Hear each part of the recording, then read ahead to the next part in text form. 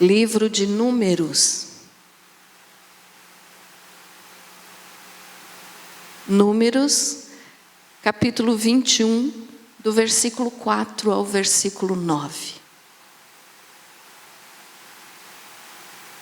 Graças a Deus.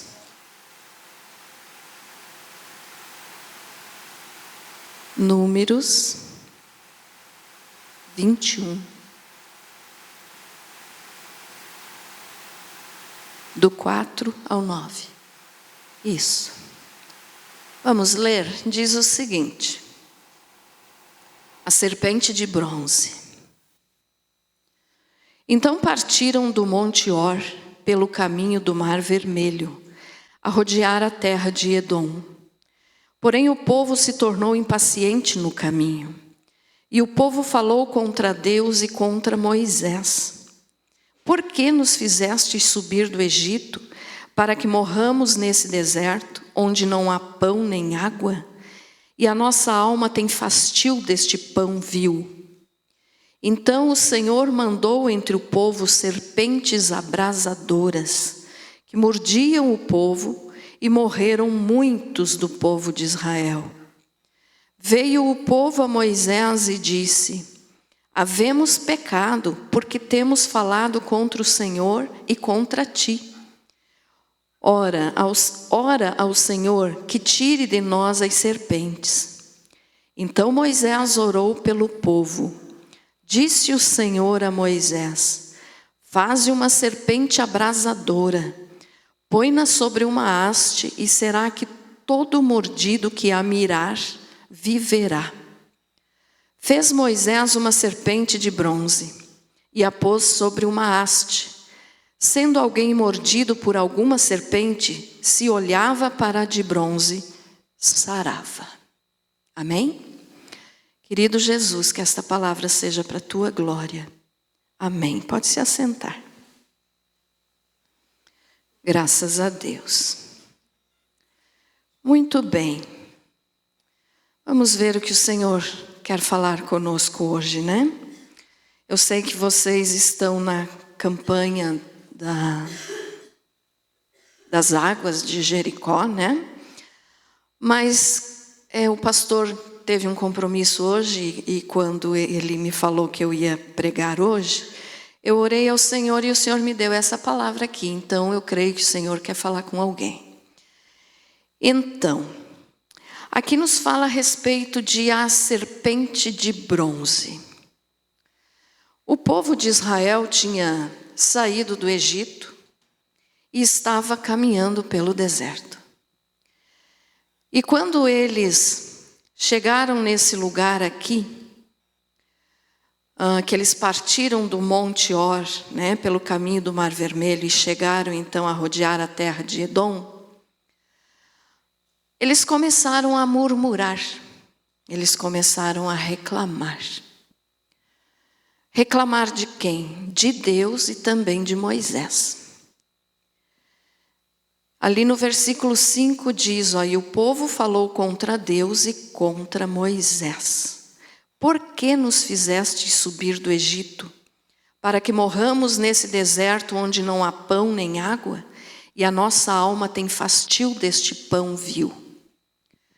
Veja só, o povo estava caminhando pelo deserto e o Senhor cuidava deles com um carinho tão grande, com um cuidado tão especial, que mesmo no deserto, onde não tinha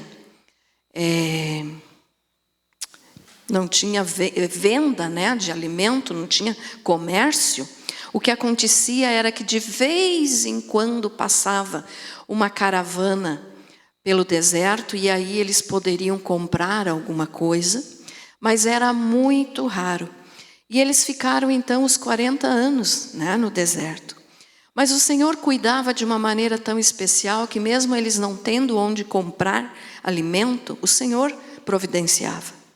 Então o Senhor providenciou água que saía da rocha, que era o próprio Jesus. E o Senhor mandava todas as manhãs para eles um café da manhã especial, que era o maná. O maná, que é chamado de o pão dos céus, ou o pão dos anjos, mas que é o próprio Senhor Jesus. O maná é o símbolo do Senhor Jesus, porque Ele é o pão da vida. Então Deus mandava esse maná, né, esse pãozinho que parecia uma semente de coentro e que era doce como o mel, e mandava água, e mandava codornas. Então Deus sempre cuidou deles, eles não passavam fome. Mas aqui, quando eles chegaram nesse deserto aqui, perto da terra de Edom, então, eles começaram a reclamar. E mesmo tendo água, tendo pão, eles reclamavam. Aqui, então, nós podemos observar que eles disseram assim, ó, e a nossa alma tem fastio deste pão vil. Que pão eles estavam chamando de vil? O maná, que é o pão do céu, que era especialmente mandado por Deus para eles, e eles estavam chamando de vil, quer dizer, sem valor. E eles disseram assim, ó, a nossa alma tem fastio, que eles já estavam fartos e que agora eles já tinham nojo. Eles tinham nojo do maná. Então eles estavam tendo nojo do próprio Jesus, né? Mas isso aqui aconteceu. E como eu falo sempre para vocês, então, quando a pessoa reclama, trazendo para os nossos dias, lá já era assim e agora continua e vai ser até, né, o final dos tempos. Quando a pessoa murmura, reclama, ela está adorando a Satanás.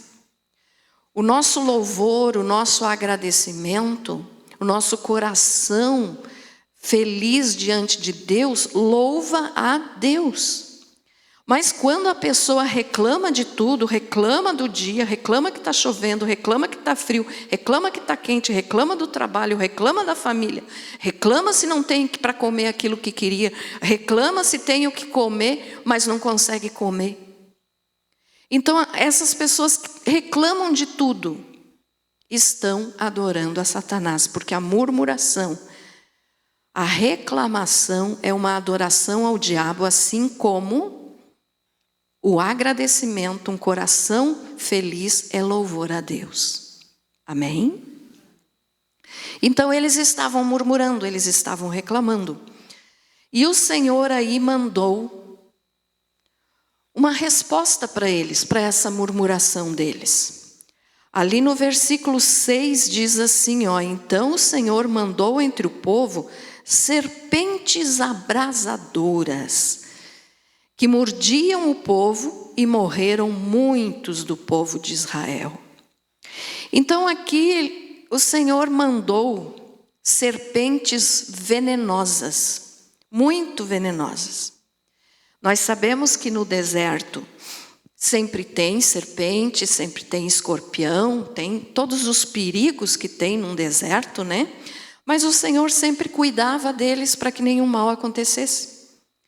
E agora aqui o próprio Deus manda serpentes venenosas, serpentes abrasadoras, venenosas. E aí então eles foram falar com Moisés. Moisés, temos pecado, porque olha o que Deus mandou agora. Deus mandou essas serpentes. Então ore por nós para que Deus nos livre dessas serpentes. Então eles sabiam que tinham pecado, mas como acontece nos dias de hoje, muitos sabem que estão em pecado, mas não querem mudar de vida. Então querem continuar fazendo as coisas que sabem que estão erradas, que sabem que Deus não se agrada, mas querem continuar desse jeito nessa vida. E aqui então Deus mandou essas serpentes, né, que eram muito venenosas, e como nós lemos aqui, morreram muitos do povo de Israel. Então as serpentes mordiam eles e eles morriam. Porque no deserto não tinha hospital, não tinha socorro. O socorro deles era o próprio Deus, mas agora o próprio Deus mandou esse castigo por causa da reclamação deles. Então eles plantaram, começaram a colher, que é a lei da semeadura que tem em Gálatas capítulo 6. Tudo que a pessoa planta, um dia ela vai colher. Amém? Então, se você planta coisas boas, você vai colher coisas boas. Se você planta coisas ruins, você vai colher coisas ruins. E aí você diz assim, mas por que Deus faz isso comigo? Parece que Deus não gosta de mim. Deus ama você. Ele não ama é o teu pecado. O que Ele quer é que você mude de vida. Então, quando eu digo você porque eu estou me referindo a você, mas eu me incluo, tá? Deus quer que todos nós venhamos a nos arrepender dos nossos pecados e sejamos salvos. Mas às vezes a gente insiste tanto no erro que Deus manda a consequência. Toda escolha de vida tem uma consequência. Eu preguei aqui terça-feira ainda a respeito de escolhas mal feitas que trazem consequências sérias. Então, quando você faz uma escolha na tua vida, você vai ter um preço a pagar. E aqui, o preço para eles foram essas serpentes. Então, Deus mandou essas serpentes. Foi o próprio Deus que mandou. Então, eles tinham que reconhecer o seu próprio pecado. Mas a palavra de Deus nos diz aqui, muitos morreram. Morreram no seu pecado. Morreram na sua reclamação, na sua desobediência. Morreram na sua murmuração. Então, se você, por um acaso, eu não conheço a tua vida particular, eu não sei como que você vive o teu dia a dia, mas se você tem murmurado, tem reclamado de tudo na vida, lembre disso aqui. O povo reclamou e Deus mandou resposta. Deus mandou serpentes venenosas. Ah, mas se Deus é tão bom, por que Ele mandou essas serpentes? Porque Deus é bom, mas também é justiça, é juízo. Deus é santo. E eu já usei vários exemplos aqui, várias vezes também, que Deus vai tendo tanta misericórdia de nós, tanta paciência conosco, seres humanos, que Ele vai deixando a taça encher. Ó, aqui temos essa garrafinha, está quase cheia, ó, está por aqui. Se isso aqui fosse a taça que cada ser humano tem diante de Deus, aonde vai sendo colocado ali, cada coisa que nós escolhemos, cada coisa que nós fazemos, os nossos pecados não confessados. Então tudo isso um dia vai encher a taça. E quando encher a taça e transbordar, Deus manda juízo. Por quê? Porque Ele é santo e não pode permanecer perto do mal, do erro, do pecado. Então Deus nos dá exemplos na sua palavra, esse aqui é apenas um deles. Mas Deus nos mostra que quando nós não nos arrependemos dos nossos erros e não mudamos de vida, a consequência vem. E daí não adianta culpar a Deus. Ah, porque se Deus fosse bom. Não, Deus é bom. Vou dizer assim, a constituição de Deus, do que Deus é feito, é amor. Deus é 100% bom. Deus é 100% amor. Mas, quando enche a taça, aí precisa ser feito alguma coisa. Porque Deus é justo. Então, aqui no caso foram as serpentes. Quem sabe você diz assim, ah, pastora, mas está acontecendo tanta coisa errada na minha vida e Deus não me dá resposta, Deus não dá a mínima, Deus não me ama. Deus te ama tanto que Ele te deu essa palavra aqui, ó, para você ler e ver o que está de errado na tua vida, para que você possa mudar. Mas às vezes as pessoas não querem saber. Às vezes as pessoas não querem nem ler para não conhecer e não precisar mudar. E aí então essa serpente, voltando aqui para o assunto do texto, no versículo 7 então, né, já lemos, mas vou ler de novo. Ó. Veio o povo a Moisés e disse, havemos pecado, porque temos falado contra o Senhor e contra ti. Ora ao Senhor que tire de nós as serpentes. Então Moisés orou pelo povo. No 8 diz, disse o Senhor a Moisés, faze uma serpente abrasadora, põe-na sobre uma haste, e será que todo mordido que a mirar viverá. Fez Moisés uma serpente de bronze, por isso abrasadora, bronze, a cor, né? E pôs sobre uma haste. Sendo alguém mordido por alguma serpente, se olhava para a de bronze, sarava. Então foi assim, as serpentes vieram, começaram a matar o povo foi falar com Moisés, pediu para que Moisés orasse. Moisés foi falar com Deus, como Moisés sempre fazia. Às vezes eu fico pensando, né, irmãos, olha que Moisés tinha de ter uma paciência, porque para lutar com mais de, alguns estudiosos dizem que era mais de 3 milhões de pessoas, mas aqui na época, hoje é claro que é muito mais, mas de 2 para cima, para lidar com 2 milhões de pessoas, uma pessoa só. Então o socorro de Deus era Moisés. O socorro de Moisés era Deus.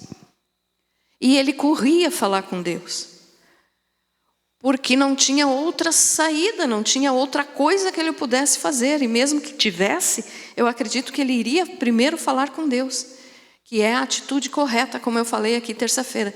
Para você nunca tomar alguma decisão na tua vida enquanto você estiver nervoso, com dúvida, agitado.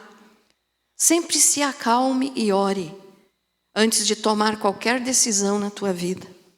Ore para que o Espírito Santo venha te orientar, para você não cometer nenhum erro nas escolhas, porque cada escolha tem consequência. Aí então Moisés foi falar com Deus, e Deus disse assim: Moisés, faça uma serpente abrasadora. Moisés, faça uma serpente de bronze e coloque numa haste. Essa haste, um poste bem alto, né? Aonde o povo pudesse enxergar ela de longe. E aí então Moisés fez isso, ele fez uma serpente de bronze, né? Uma imagem de uma serpente de bronze, e colocou nessa haste, nesse poste, né? Para que quem fosse mordido pelas cobras venenosas, pelas serpentes que estavam no deserto, olhassem para aquela serpente e fossem curados. Então aqui nós temos que entender o porquê que Deus permitiu e mandou que Moisés fizesse uma serpente de bronze.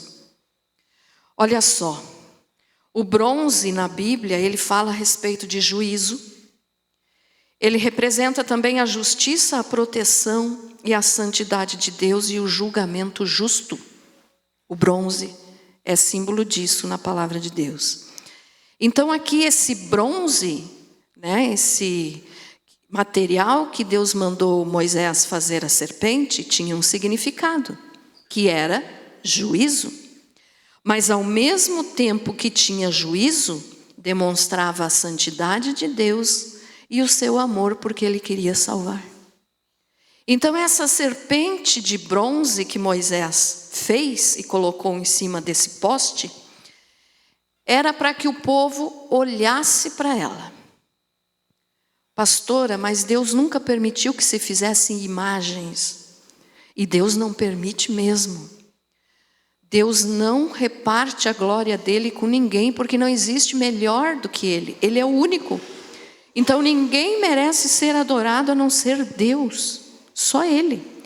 Então aqui Deus não mandou Moisés construir uma idolatria. Deus mandou Moisés construir um símbolo do que seria o sacrifício de Jesus anos à frente ainda. Para que o povo, quando olhasse para aquela serpente, pudesse reconhecer que aquela serpente e aquelas outras serpentes que estavam matando eles no deserto, vieram por causa do pecado. Então, quando eles obedeciam a Deus e olhavam para a serpente, olha só, Deus não mandou ninguém adorar aquela serpente. Deus disse, olhe para a serpente, como diz ali, ó, e será que todo mordido que a mirar, ou seja, que a olhar, que a ver, ficará sarado. Então Deus não mandou ninguém adorar aquela serpente. Deus mandou Moisés fazer a serpente e mandar o povo olhar para ela. Só olhar. Faz de conta que essa guitarra aqui era a serpente. Eu fui picada por uma serpente no deserto. Se eu só olhasse, eu já estava curada. Se essa ali fosse a serpente de bronze. Por quê? Pela obediência à ordem, à palavra de Deus. Então Deus mandou olhar. Quando Deus mandou o povo olhar para aquela serpente de bronze naquele poste bem alto, Ele estava testando a fé daquele povo.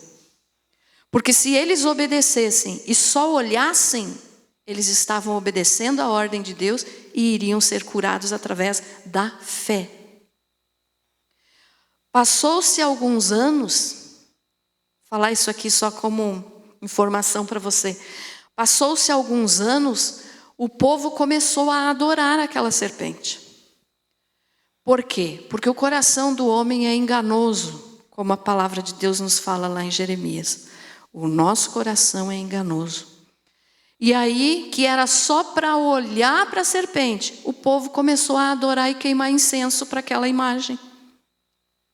Aí Deus não se agradou daquilo e usou o rei Ezequias para destruir aquela serpente. E mais recentemente, arqueólogos encontraram provavelmente o lugar aonde o rei Ezequias destruiu aquela serpente. Ele destruiu a serpente porque o povo estava adorando e Deus não permite adoração a imagem alguma. E naquele lugar, a Bíblia não nos informa isso, tá, irmãos? Isso aqui é ciência, história, é arqueologia. Esses arqueólogos que encontraram esse lugar, que pela Bíblia eles supõem que aquele foi o lugar que o rei Ezequias destruiu a serpente de bronze, ali naquele lugar, provavelmente o rei Ezequias construiu um banheiro. Não como os vasos sanitários de hoje, mas um lugar para a pessoa se assentar, desculpe a pronúncia, mas fazer as suas necessidades. Por que os arqueólogos acham isso? Daí, comparando com a Bíblia, o rei Ezequias deve de ter construído aquilo em sinal de desprezo pela adoração àquela serpente. Porque ele sabia que só Deus pode ser adorado. Então, provavelmente, isso a Bíblia não nos informa, é a arqueologia, mas provavelmente o rei Ezequias construiu aquele como se fosse um vaso sanitário para dizer assim, esse lugar aqui não merece honra, porque nesse lugar o povo pecou e adorou uma imagem que Deus só tinha mandado olhar e não adorar. Entendido isso, irmãos? Agora, voltando aqui, para o texto bíblico, então as pessoas olhavam para a serpente e ficavam curadas. Ficavam livres daquele veneno. Então Deus tinha aqui o propósito de que, como se Deus estivesse assim, evangelizando aquele povo, como nós fazemos hoje. Ah, pastora, como assim? É que Deus já estava mostrando para aquele povo lá no Antigo Testamento, lá no princípio da nação de Israel, de que o Messias viria e iria morrer numa cruz. Entendido isso, irmãos? E que para ser salvo, para ser curado, para ser liberto, para mudar de vida, precisa olhar para Jesus. Assim como ele mandou o povo olhar para a serpente. Amém? Então aqui, quem sabe você diga assim, mas como que Deus mandou fazer uma serpente para ser um símbolo de Jesus? Justamente uma serpente para ser o símbolo de Jesus. Sabe por quê? Porque Jesus se fez maldito por nós. Quando o Senhor Jesus veio a esta terra para morrer por nós, a maldição era representada pela cruz. Quem morresse numa cruz era maldito. E Jesus se fez maldito mesmo nunca tendo pecado, assumindo a nossa maldição para poder nos salvar. Então, por isso aqui essa serpente, que é um símbolo de maldição, porque nós podemos observar lá em Gênesis capítulo 3, que quando Satanás usou a serpente para tentar a Eva, e depois, quando Adão e Eva foram falar com Deus, Deus falou com Adão, deu a consequência do pecado de Adão, falou com a Eva, deu a consequência do pecado da Eva, e daí falou com a serpente, e também deu a consequência do pecado da serpente, né? Que era o quê? Começar a rastejar e comer pó pelo resto de sua vida. Então a serpente, pelo que Gênesis nos indica, provavelmente ou caminhava ou voava, ela não rastejava. Depois da maldição, então, ela começou a rastejar na terra e comer pó. Então, naquele momento ali, Deus disse: maldita serás entre os animais domésticos e maldita serás entre os animais selváticos. Então, Deus estava dizendo: a partir de hoje, a serpente é maldita, é símbolo de maldição. Então, por que Deus mandou Moisés criar justamente uma serpente? Porque era símbolo de maldição. Então aquela serpente, simbolizando maldição naquele poste, estava falando que anos à frente Jesus iria vir, morrer numa cruz, assumindo a nossa maldição. Ficou entendido isso, irmãos? Então Jesus se fez maldito por nós. Ele assumiu o lugar da maldição na cruz para poder nos salvar. Porque senão nós seríamos malditos por toda a eternidade.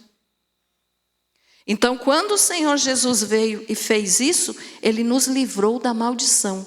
Vamos ler Gálatas. Gálatas capítulo 3, versículo 13. Gálatas 3, 13. Olha o que diz. Cristo nos resgatou da maldição da lei, fazendo-se maldição por nós. Porque está escrito: maldito todo aquele que for pendurado no madeiro. Entendeu agora por que uma serpente de bronze? Serpente, símbolo de maldição. Bronze, símbolo de juízo. Deus estava mandando aquele povo olhar para aquela serpente para reconhecer o seu pecado e saber que ia ser julgado pelos seus pecados. Mas se obedecesse o que Deus mandou fazer, que era só olhar para aquela serpente, eles já ficariam sarados, curados, livres do veneno daquelas serpentes que estavam no deserto. E quando nós hoje olhamos para Jesus, que se fez maldito por nós, foi pendurado no madeiro, toda pessoa que era pendurada numa cruz, na visão do povo, era maldito. E Jesus então se fez maldito por mim e por você. E hoje, quando nós olhamos para Ele, que se fez maldito por nós, nós recebemos o plano de Deus na nossa vida. Amém? Então, por isso, quem sabe se diga uma serpente para representar Jesus. Sim, porque era símbolo de maldição. E Jesus se fez maldito por nós. Então, quantas são as vezes, irmãos, que você não quer saber de olhar para Jesus? Às vezes, as pessoas vêm num culto, frequentam alguma igreja, não estou falando especificamente aqui da nossa, mas igrejas, por todo o mundo, frequentam apenas olhando para coisas imediatas. Ou querem uma cura, ou querem uma libertação, ou querem dinheiro, querem ficar rico, porque é uma bobagem isso, mas querem. Então vão num culto, vão na igreja apenas para receber coisas materiais e passageiras. Mas o que Jesus quer de nós é que nós venhamos a olhar para Ele, que pode nos dar salvação eterna. Então não é nós olharmos agora mais lá para aquela serpente. Não, aquela serpente era só um símbolo. Mas nós temos hoje aquele que venceu a serpente, que venceu a maldição e que venceu a morte. Então, quando você frequenta uma igreja na tua vida, irmãos, todos os dias, não olhe para as coisas que Deus pode te dar, mas olhe para as coisas que Ele é. Deus é, Ele é santo. Ele é o único que pode ser chamado de o grande eu sou. Eu já falei aqui há um tempo atrás, não sei se você vai lembrar, mas quando às vezes perguntam para a gente, né, quem é você? É claro que você não vai responder para a pessoa com uma aula de interpretação, não. Mas quando você responder, você vai dizer o teu nome, você vai dizer o teu trabalho, né? Se você quer se apresentar para alguém. Aí a gente diz, eu sou, que nem perguntam para mim lá fora hoje, alguém, eu sou a pastora ali da Quadrangular Centro. Eu sou, a gente responde isso. Mas, na verdade, diante de Deus, nós estamos sendo, nós não somos. O único que pode dizer eu sou é Deus, é Jesus. Porque Ele não muda. Eu posso mudar a qualquer momento. Você pode mudar a qualquer momento. Se você vai se apresentar para alguém, eu sou fulano de tal, trabalho na empresa tal, ou tenho comércio tal. Mas você amanhã pode trocar de emprego, você amanhã pode fazer outra coisa. Então agora nós estamos sendo alguma coisa. Mas o único que pode dizer eu sou é Deus. Só Ele. Entendido isso, amados? Então é só Ele, por quê? Porque Ele não muda. Nós mudamos todos os dias. No teu dia a dia, como falamos antes agora, da murmuração, quantas vezes você agradece e quantas vezes você reclama? Então você muda. Às vezes você diz, vou ser fiel a Deus por toda a minha vida, mas aparece um probleminha desse tamanho e você já reclama de Deus. Então você já não está sendo fiel, mudou. Ficou entendido isso? Amém? Então o único que pode dizer eu sou é Deus, porque Ele não muda. A palavra de Deus nos diz em Hebreus 13:8, Jesus Cristo é o mesmo ontem, hoje e eternamente. Ele não muda, Ele é. Ele é o grande eu sou. Então nós podemos mudar a qualquer momento. Mas que essa mudança que venha a existir em nós seja para melhor e não para pior. Que a nossa vida possa ser assim uma constante mudança para conversão. Porque quando nós aceitamos ao Senhor Jesus como Senhor e Salvador, Senhor manda, servo obedece. Se for só como Salvador, aí é muito bom, né? Temos que fazer a nossa parte, obedecer o Senhor. Então, se nós aceitamos ao Senhor, não é só na hora lá que você faz a tua oração de renúncia ao pecado. Alguns fazem sem nem entender o que estão fazendo. Então não houve conversão verdadeira. Mas essa mudança tem que ser todos os dias da nossa vida. Essa conversão tem que ser todos os dias na nossa vida. Quando eu vim para Jesus, de repente a pessoa pode dizer assim, quando eu vim eu roubava, eu mentia, hoje eu não faço mais isso. Amém? Mudou nessa área. Mas e quantas outras áreas a pessoa ainda não mudou? De repente gosta de lograr os outros, de repente gosta de falar fofoca dos outros. Tudo isso é pecado. Então todos os dias nós temos que mudar.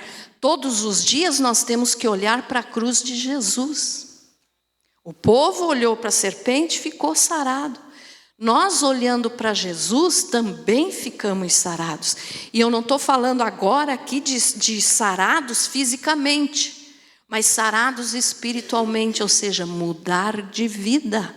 Evangelho é mudança de vida. Não adianta eu frequentar uma igreja se eu não mudar de vida. Não adianta eu assistir a 500 cultos por dia se eu não mudar de vida? Quando nós nos comparamos uns aos outros, às vezes a gente até pensa assim, ai, meu grau de santidade está grande, eu não faço isso que aquela pessoa faz, então eu estou bem diante de Deus. Será? Isso é quando nós nos comparamos uns com os outros. Mas quando nós nos comparamos com Jesus, quando nós olhamos para a cruz de Jesus, se você realmente quer servir a Deus, você vai se sentir o pior verme, a pior coisa que existe no mundo, porque nós somos pecadores e Ele, Jesus, é santo. Então, olhando para Jesus, nós enxergamos a nossa culpa, o nosso erro, a nossa miserabilidade. Nós enxergamos, quando olhamos para Jesus, que nós não passamos de pó. Mas tem muita gente que quer ser ouro, né? Isso aqui eu também sempre falo para vocês. Nós somos todos iguais. Todos fomos feitos do pó da terra. Mas tem gente que se acha tanto que parece que foi feito de ouro, porque, né? E Deus não se agrada disso. Então nós somos todos iguais diante de Deus. Eu não sou melhor do que você porque eu estou aqui te falando essa noite. Bem pelo contrário, eu tenho a maior responsabilidade diante de Deus, porque eu estou ensinando você. Mas eu não sou melhor que você. Você sentadinho aí no banco pode me ensinar muita coisa que eu não sei. Então nós somos todos iguais. Então nós somos feitos de pó. E para o pó vamos voltar um dia, a não ser aqueles que estiverem vivos no momento do arrebatamento da igreja. Esses não vão passar pela morte. Que bom se for nós, né? Que bom se o arrebatamento fosse hoje. Pode ser, mas pode demorar ainda. Então, quando nós olhamos para Jesus, você vê que nós não somos ninguém. E se nós não somos ninguém, nós dependemos de quem? De Jesus. Nós dependemos de Deus. Então não adianta você ser bonzinho, porque acha que vai alcançar a salvação por ser bonzinho. Não adianta você dar oferta, você é salvo porque eu dou a minha oferta. Não adianta você frequentar o culto achando que é salvo só porque frequenta o culto, porque não é. Então se você sai da tua casa, vem aqui para a igreja, venha pensando assim, eu estou indo para servir aquele que realmente pode ser chamado de o grande eu sou. Eu não vou lá só para buscar as coisas que Ele pode me dar, mas eu vou lá para adorá-lo. E essa adoração deve ser feita aqui na igreja, lá na tua casa, no meio da rua, aonde você estiver, 24 horas por dia, 7 dias por semana da tua vida. Ou seja, ou você vive para Jesus, ou você vive para o mundo. Então não tem evangelho sem mudança de vida. Então Jesus se fez maldito para que nós possamos estar hoje purificados. E para ser purificado tem que ter arrependimento. Para ser purificado tem que ter obediência. Tem que buscar o Espírito Santo. Tem que ser cheio da graça de Deus. Tem que viver em obediência ao Senhor, à sua palavra. Como que você tem agido lá no teu trabalho? Você se manifesta como um cristão ou você é um agente secreto do reino? Ah, ninguém sabe que eu sou cristão, graças a Deus. Espera aí, ninguém sabe que você é cristão, graças a Deus? Nada. É vergonhoso isso. As pessoas têm que saber o que nós somos. Então, como você tem se comportado lá no teu trabalho, como você tem se comportado na tua casa, como você tem se comportado na tua escola, na faculdade, aonde você vai? Você tem realmente mostrado que você é de Jesus? Que você olhou para aquele que se fez maldito por você na cruz? Que você mudou de vida? Irmão, eu não sei se você veio hoje aqui atrás de uma cura física. Jesus cura? Cura. E se você crer, Ele vai te curar. Mas antes de ser curado fisicamente, você tem que ser curado espiritualmente. Porque senão você ouve a palavra, sai daqui, faz tudo de novo lá fora, tudo errado. Então deixe que aquele que se fez maldito por você venha curar o teu espírito e a tua alma. Lá no Evangelho de João, capítulo 5, nos fala o texto que Jesus chegou no... Pode colocar lá para nós, Léo, fazendo favor. Lá no poço de Betesda. E ali tinha um homem que estava doente há 38 anos. Vamos apenas ler o versículo 5 e o 6, Léo. Diz assim, achava-se ali um homem que havia 38 anos estava enfermo. Jesus, vendo-o deitado e sabendo que estava assim havia muito tempo, perguntou-lhe: queres ficar são? Olha o detalhe aqui. Aqui tem gente que diz assim, mas Jesus era piadista, né? O homem estava lá doente, não tinha quem jogasse ele na água, porque descia um anjo, movimentava a água daquele tanque, né? E o primeiro que entrasse na água ficava curado de qualquer enfermidade. E o homem estava ali, não podia se mexer porque era paralítico, não conseguia chegar, se jogar na água antes de outro. E aí vem Jesus e disse: você quer ficar são? Olha só, Jesus está fazendo piada, é claro que ele queria ficar são, senão ele não estava ali. Não necessariamente. Sabe por que Jesus fez essa pergunta? Olha só, queres ficar são? Porque às vezes uma doença, um problema, uma enfermidade faz com que a pessoa se acostume tanto com isso, que ele já gosta da situação e não quer ficar são. Por que Jesus perguntou para ele? Ele estava deitado, não conseguia se mexer, não podia trabalhar. Mas Jesus perguntou: você quer ficar são? Ele podia muito bem dizer: não quero. Por quê? Porque quando Jesus curasse ele, ele ia ter que se levantar pelas suas próprias pernas, ele ia ter que trabalhar para poder se sustentar, porque ninguém mais ia dar esmola para ele. Ele não iria mais chamar a atenção como coitadinho, está sofrendo. Então por isso Jesus perguntou: você realmente quer ficar são? Porque vai ter consequências. Assim como as consequências ruins vêm pela escolha ruim, a consequência boa vem pela escolha boa. Então ele queria ficar são, ele ia ter que agora começar a fazer aquela escolha dele. Ele ia ter que trabalhar, ele não ia mais ser carregado por ninguém, ele ia ter que caminhar com as próprias pernas. Então a escolha é a pessoa que faz. Ficou entendido isso, irmãos? Por isso que Jesus perguntou. Jesus não estava fazendo piada, não. Jesus não estava fazendo piada.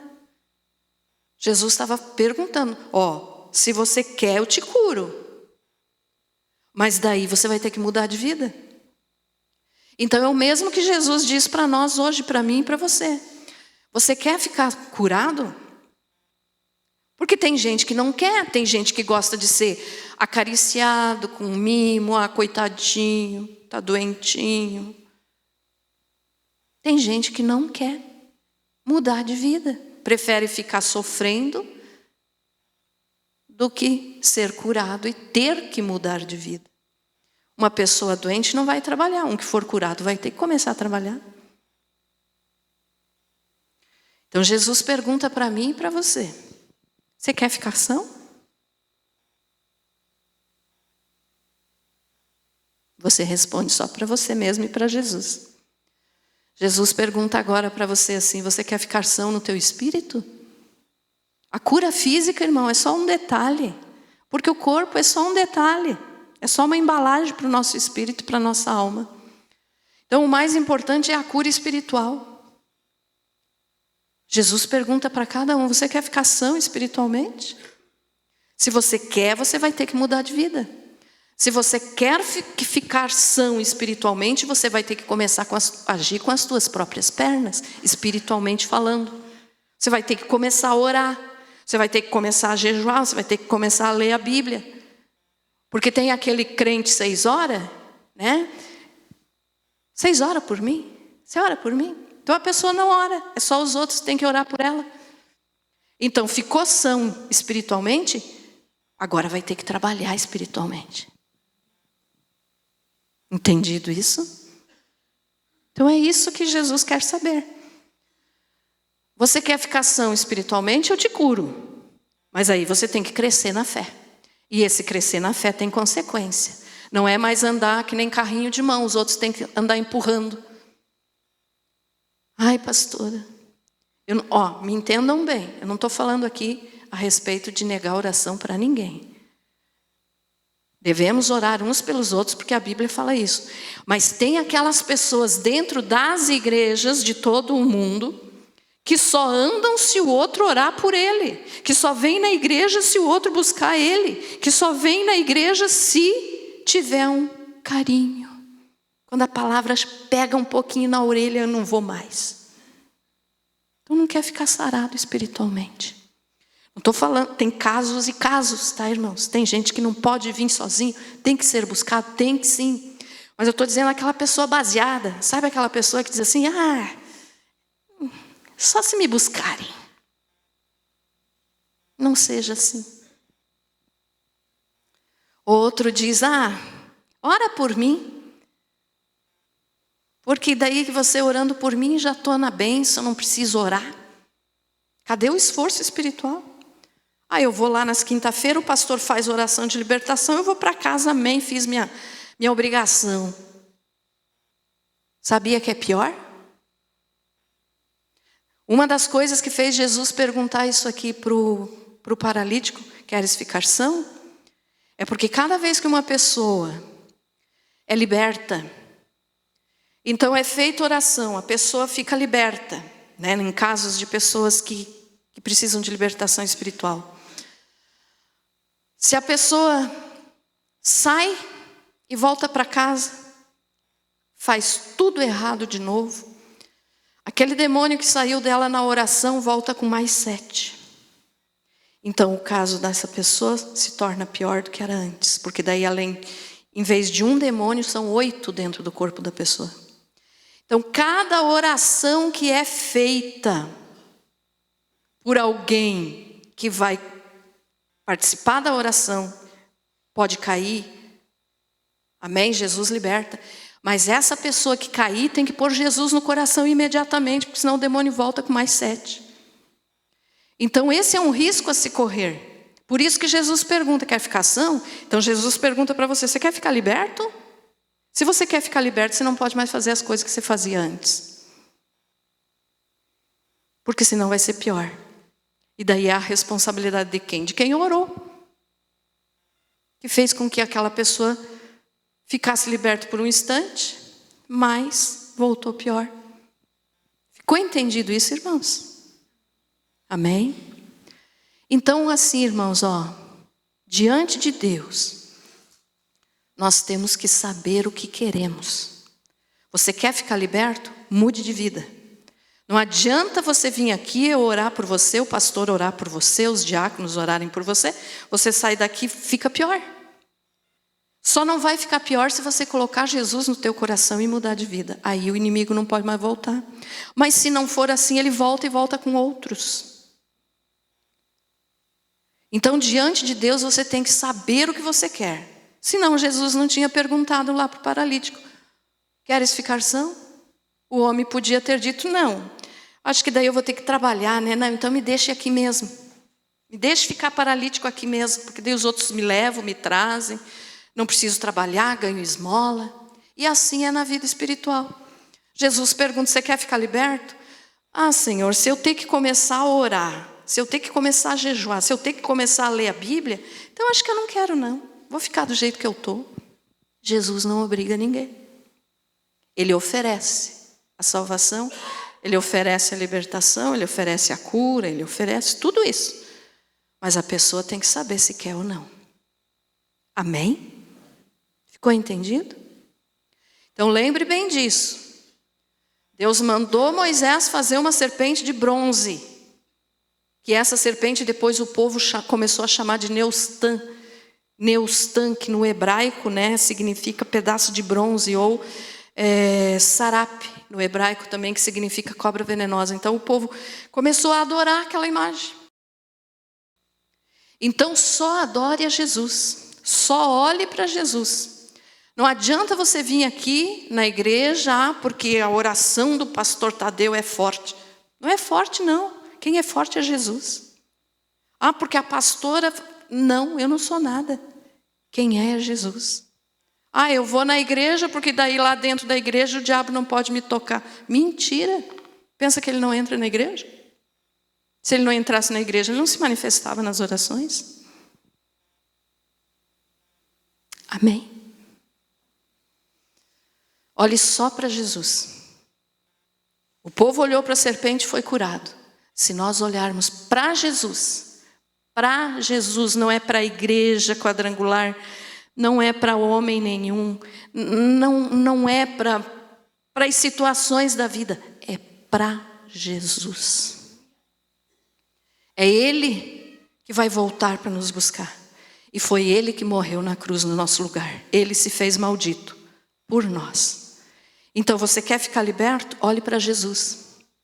A decisão tem que ser tua. Não precisa ter oração de libertação. É necessário? Às vezes é necessário sim. Mas eu estou dizendo que nem tudo precisa. Basta a tua decisão. Se você decidir, a partir de hoje eu vou servir a Jesus e não volto mais atrás. O que Jesus diz em João 8,32? Se conhecereis a verdade e a verdade vos libertará.